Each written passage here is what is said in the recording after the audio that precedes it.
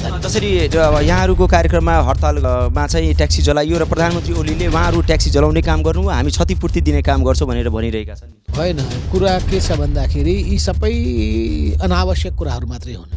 यदि त्यस्तो केही भएको छ भने त्यो बेठिक कुरा हो। केपी ओलीका मान्छे छिरेर त्यस्तो गर्न लगाएको हुनुपर्दछ, किनभने यिनी विध्वंसकारी मान्छे हुन्। आफैले बदमासी गर्छन्, दोस्रोहरूलाई मद्दत दिन्छन्। पहिलेदेखिको चरित्र नै त्यस्तै हो। त्यसो हुनाले त्यस्तो भएको मलाई लाग्दैन। यदि कथन कथित भइसके भएको छ भने त्यो बेठिक कुरा हो। तर त्यसको निम्ति चाहिँ हामी जहाँ जहाँ जनतालाई कष्ट भएको छ, अनावश्यक काम भएको छ, त्रुटि भएको छ, क्षति भएको छ, त्यसमा हामी क्षमा पनि माग्न चाहन्छौँ। जनताले बुझ्नु पर्यो कि हामीले चाहिँ वास्तवमा पवित्र उद्देश्यका साथ यो आन्दोलन चलाएका हौँ। त्यहाँ जनताकै हितका लागि आन्दोलन सञ्चालन गरेका हौँ, राष्ट्रकै हितका लागि सञ्चालन गरेका हौँ। लोकतन्त्र बचाउनका लागि नै, लोकतन्त्रका मूल्य र मान्यताको रक्षा गर्नका लागि नै हामीले आन्दोलन गरेका हौँ। चाहिँ यो हाम्रो आन्दोलन अग्रगमनका लागि हो।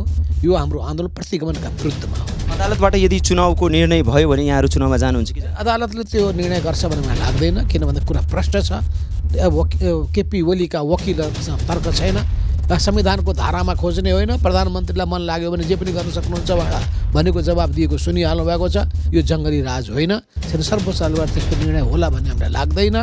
निर्वाचन आयोगले त्यस्तो अनुचित काम गर्ला भन्ने मलाई लाग्दैन। यदि भयो भने यहाँहरू चुनावमा जानुहुन्छ? यस्तो होइन, सत्य र न्यायको पक्षमा काम हुन्छ भने हामीले कसैलाई पनि साथ दिने हो। अन्याय र अत्याचारका विरुद्धमा लड्ने हाम्रो चरित्र हो र अन्यायका विरुद्धमा विगतमा पनि लडेका छौँ, लड्दै जानेछौँ। आगामी दिनमा अझै सशक्त यहाँहरूको हजुर अझै जनतालाई व्यापक रूपमा परिचालित गर्छौँ। आन्दोलनको आँधीबेहरी हामी फैलाउँदै जान्छौँ।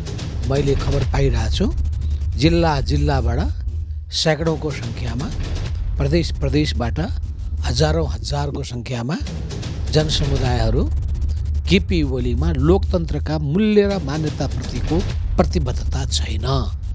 केपी ओलीमा लोकतान्त्रिक मूल्यप्रतिको सम्मानको भावना छैन। केपी ओलीमा लोकतान्त्रिक चरित्र नै छैन। उनमा अहङ्कार छ, निरङ्कुश प्रवृत्ति छ र सिङ्गो सिस्टमलाई नै भत्ताभुङ्ग पार्ने विध्वंसकारी प्रवृत्ति विद्यमान छ। अब उहाँका कुन कुरा सही हुन् उहाँलाई सोधे हुन्छ। उहाँले काम गरेको फेरिस्त पेस गर्नुभयो। त्यो काम गरेको फेरिस्त कसरी आयो त? कामै गर्न नदिएको हो भने त्यो फेरिस्त उहाँले कहाँबाट पेस गर्नुभयो? चाहिँ उहाँको काममा कहिले रोक लगायो? उहाँको कलम खोसियो कि? उहाँको खुट्टा बाँधियो कि? निर्मलाका हत्याराहरू किन पक्राउ पर्दैनन्? सरकार किन गम्भीर छैन भनेको त एकपछि अर्को यस्ता घटनाहरू दिनदिनै घटिरहेका छन्। सरकार उही जसरी निरोले बाँसुरी बजाएर बसेको थियो, उसलाई कुनै मतलब छैन। जसरी निर्मला हत्या प्रकरणको कुरा गर्नुभएको छ, लगायतका कुराहरू छ, महिला हिंसा हत्याका कुराहरू, यहाँहरू सरकारमा बसेपछि उक्त कुराहरू आउँदैन, सरकारमा हटेपछि मात्रै यो कुराहरू आउँछ भनेर जनताले मैले होइन, सरकारमा हुँदाहुँदै मैले उठाएको होइन, प्रमाण साक्षी छैन।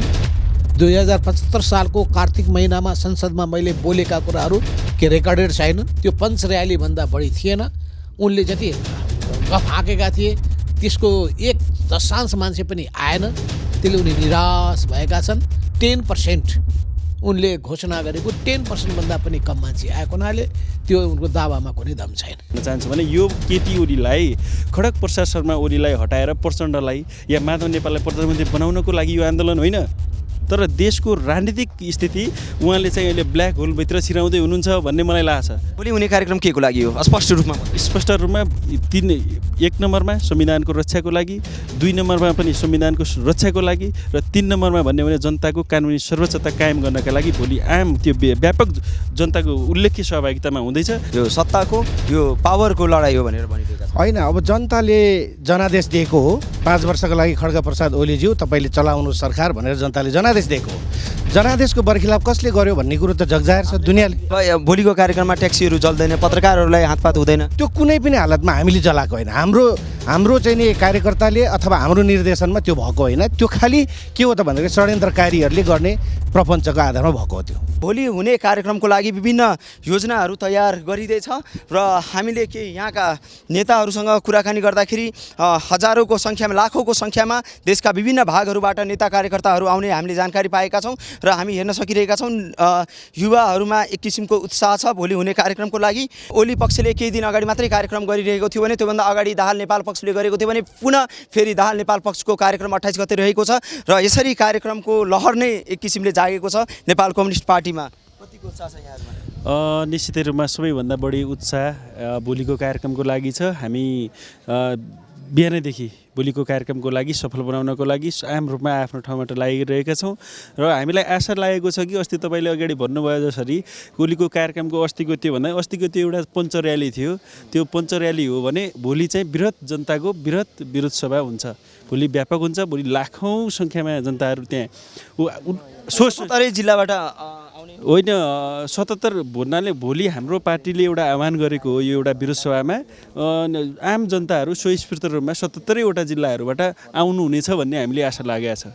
कति जनताहरू आउनुहुन्छ? जनता कि नेता र कार्यकर्ता हुनुहुन्छ? सबै जनता सम्पूर्ण संविधानको रक्षाका लागि गणतन्त्रवादी होइन अब यो जनताको सर्वोच्चता कानुनी सर्वोच्चता हुनुपर्छ भनेर माग राख्दै 77 वटा जिल्लाबाट स्वस्फूर्त रूपमा नेपाली जनताहरू आउँछन् र त्यहाँ कति सङ्ख्या भन्दा पनि भोलि सायद भोलि चाहिँ भोलिको सङ्ख्या 1000 लाखमा भन्दा पनि भोलिको उपस्थिति ऐतिहासिक हुनेछ। यति मात्र भन्न चाहन्छु। यही कुरा तपाईँले भनेकै कुरा ओली पक्षले पनि भनिरहेका छन्, प्रधानमन्त्री ओलीले पनि यही भनिरहेका छन् हाम्रो कार्यक्रम ऐतिहासिक, यतापट्टि पनि त्यही ऐतिहासिक। यो कुन किसिमको इतिहास र होइन ऐतिहासिक अब त्यो ओलीले कुन मानेमा त्यो उखान टुक्का उनको चाहिँ ओली समुदायले भन्ने ऐतिहासिक र आम जनसमुदायले भन्ने ऐतिहासिकमा फरक छ।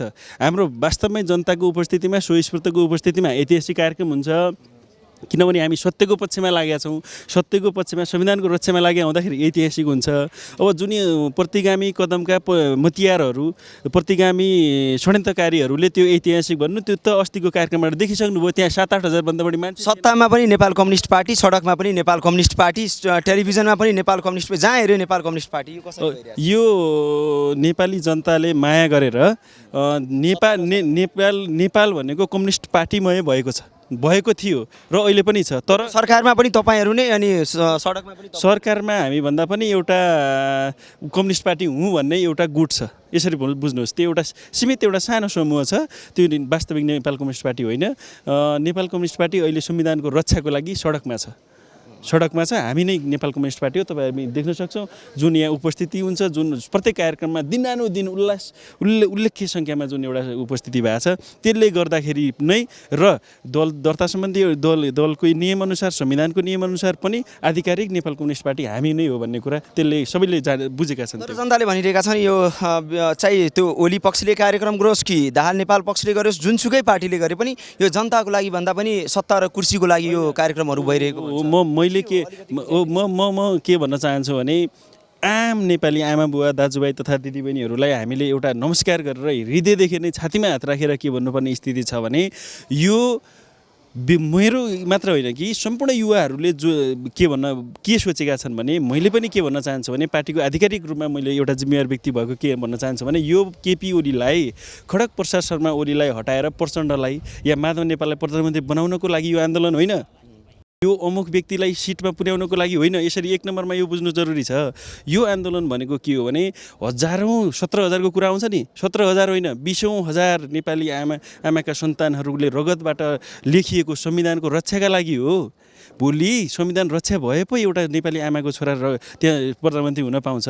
भोलि संविधान सिस्टम पद्धति नै रक्षा भएन भने भोलि को प्रधानमन्त्री हुन्छ? भोलि देश भड्कालोमा जाँदैन। कालो सुरुङ म त यो एउटा विज्ञानको विद्यार्थी भएको हिसाबले देश सुरुङ मात्र होइन, सुरुङमा त कहाँसम्म पुग्यो भनेर थाहा हुन्छ। यो त ब्ल्याक होलभित्र जाँदैछ भन्छु म। ब्ल्याक होलभित्र प्रधानमन्त्री ओलीले भनिरहेका छन् हामीले सुरुङ मार्ग बनायो भनेर गर्वका साथ भनिरहेका छन्। तपाईँ सुरुङ मैले भने उहाँले सुरुङ मार्ग त त्यो सामान्य विकासी प्रक्रियामा कहिले सुरुङ मार्ग होलान्, कहिले बाटो बनेका ठाउँ रोड होलान्, रोड बनेका ठाउँ भोलि पिच होला, त्यो स्वाभाविक प्रक्रिया हो। तर देशको राजनीतिक स्थिति उहाँले चाहिँ अहिले ब्ल्याक होलभित्र छिराउँदै हुनुहुन्छ भन्ने मलाई लाग्छ। सुरुङबाट त एउटा डिस्टेन्स लिमिटेसन हुन्छ।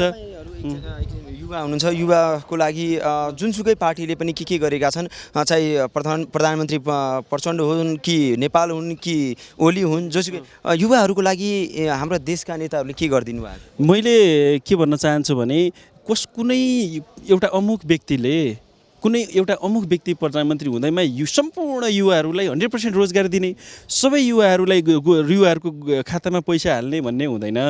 युवाहरूलाई एउटा रोजगारको वातावरण, युवाहरूलाई यो देशमा बस्ने वातावरण कसरी बन्न सक्छ, युवाहरूलाई यो देशको प्रत्येक भोलि हुने कार्यक्रम के को लागि हो स्पष्ट रूपमा बताउनु। 1 नम्बरमा संविधानको रक्षाको लागि, 2 नम्बरमा पनि संविधानको रक्षाको लागि, र 3 नम्बरमा भन्ने भने जनताको कानुनी सर्वोच्चता कायम गर्नका लागि भोलि आम त्यो व्यापक जनताको उल्लेख्य सहभागितामा हुँदैछ।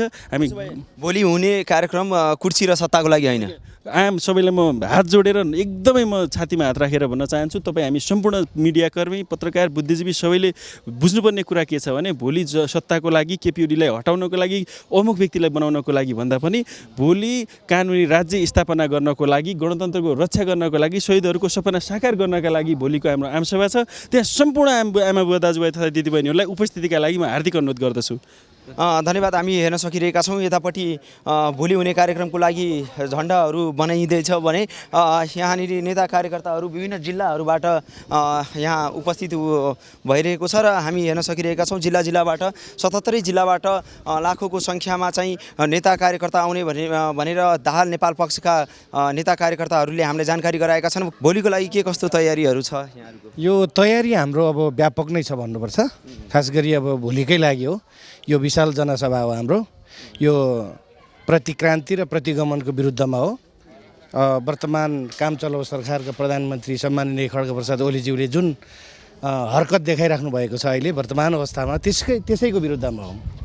यो खासैमा जसरी पहिला तपाईँहरू कार्यक्रम गर्नुहुन्छ त्यसको भोलिपल्ट फेरि ओली पक्षले कार्यक्रम, फेरि त्यो तेस्रो दिन नेपाल दाहाल पक्षले, यो कार्यक्रमको के एक किसिमको तपाईँहरूको प्रतिस्पर्धा भइरहेको छ, शक्ति प्रदर्शन भइरहेको छ भनेर आम सर्वसाधारण जनताले भनिरहेको छ।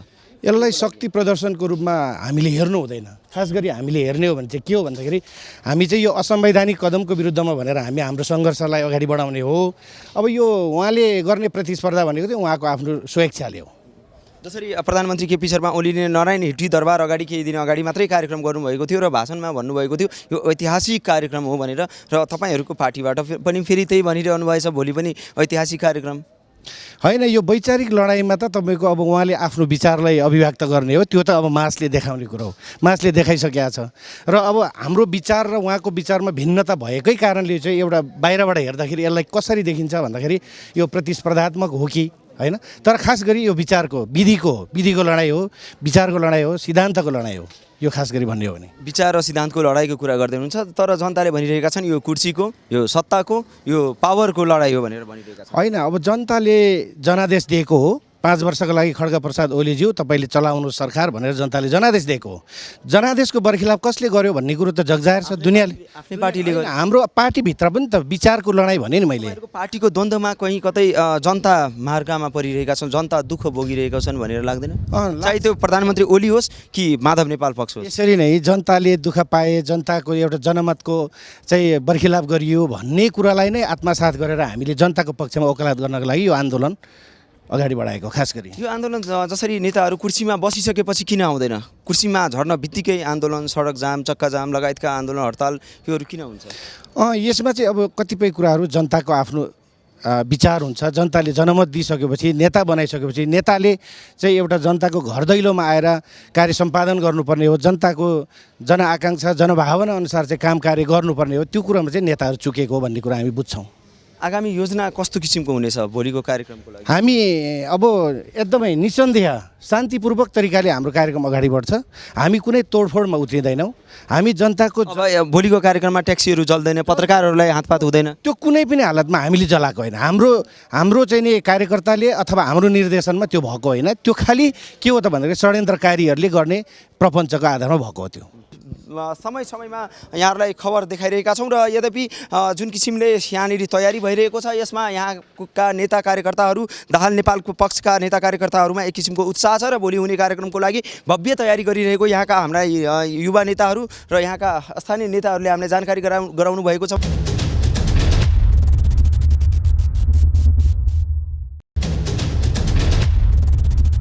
यति बेला हुनुहुन्छ देशका चर्चित नेता माधव कुमार नेपाल, उहाँसँग हामी संक्षिप्त कुराकानी गर्न गइरहेका छौँ। स्वागत छ। धन्यवाद। हुने कार्यक्रमको लागि के कस्तो तयारीहरू छ यहाँको? तयारी व्यापक रूपमा भइरहेको छ।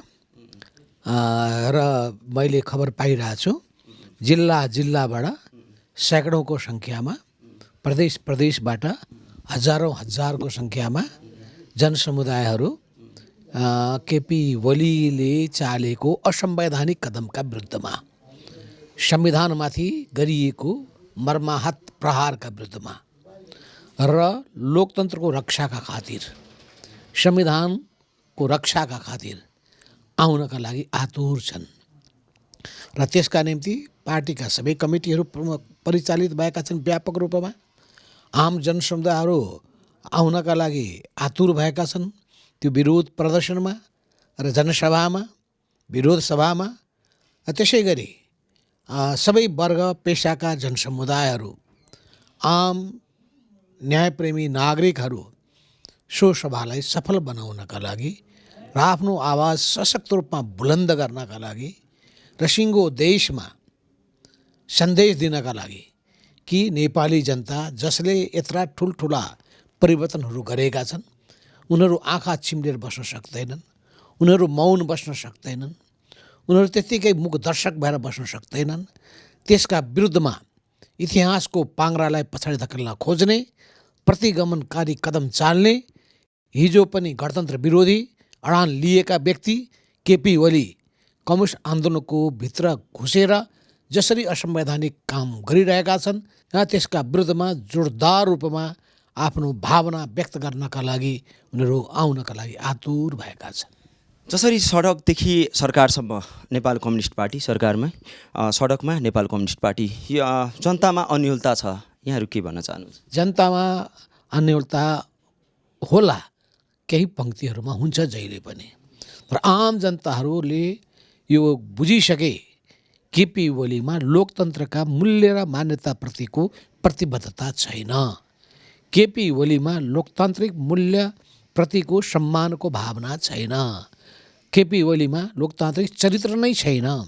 उनमा अहङ्कार छ, निरङ्कुश प्रवृत्ति छ र सिङ्गो सिस्टमलाई नै भत्ताभुङ्ग पार्ने विध्वंसकारी प्रवृत्ति विद्यमान छ।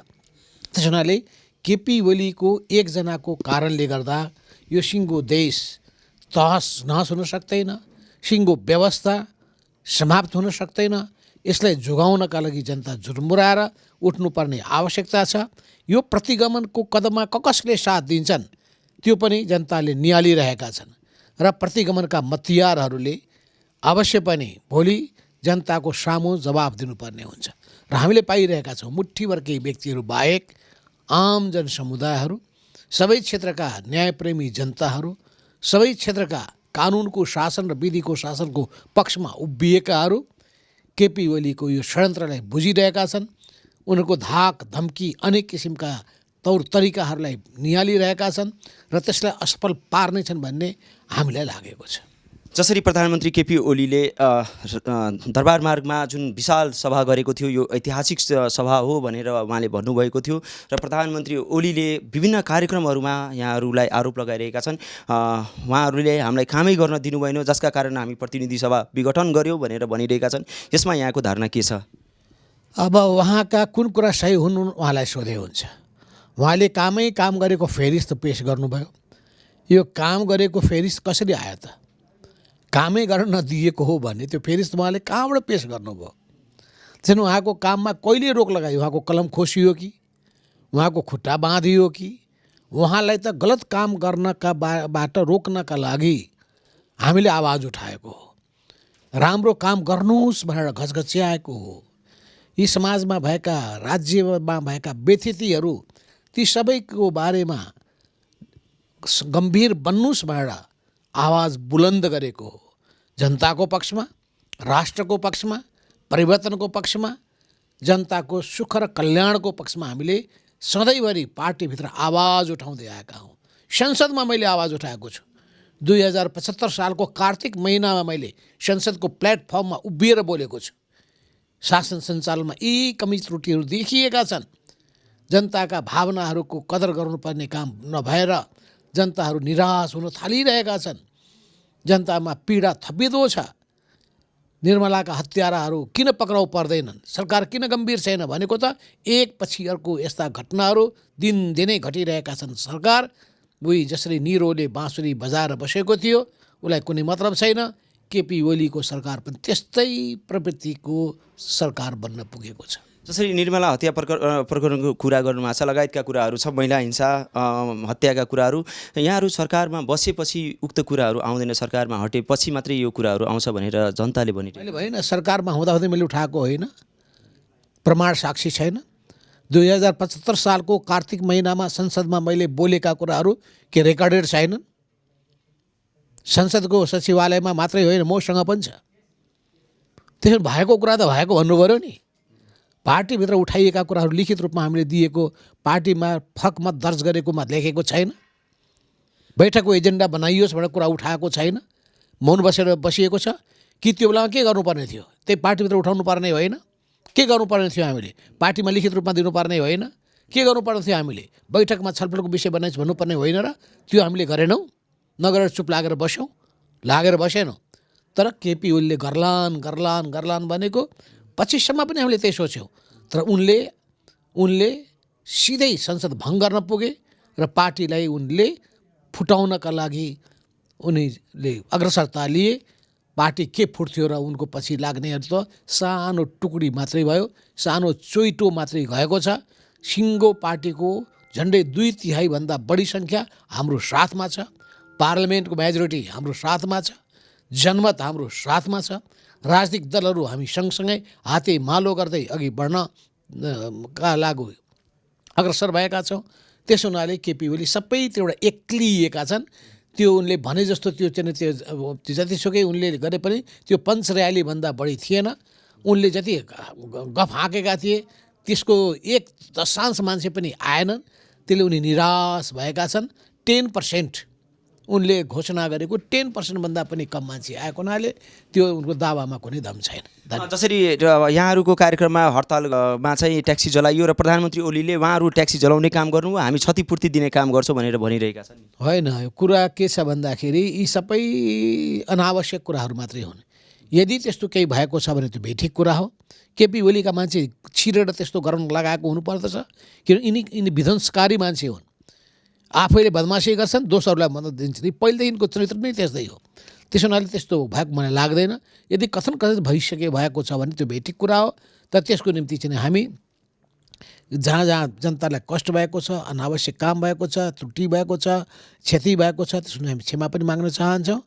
जनताले बुझ्नु पर्यो कि हामीले चाहिँ वास्तवमा पवित्र उद्देश्यका साथ यो आन्दोलन चलाएका हौँ। त्यहाँ जनताकै हितका लागि आन्दोलन सञ्चालन गरेका हौँ, राष्ट्रकै हितका लागि सञ्चालन गरेका हौँ।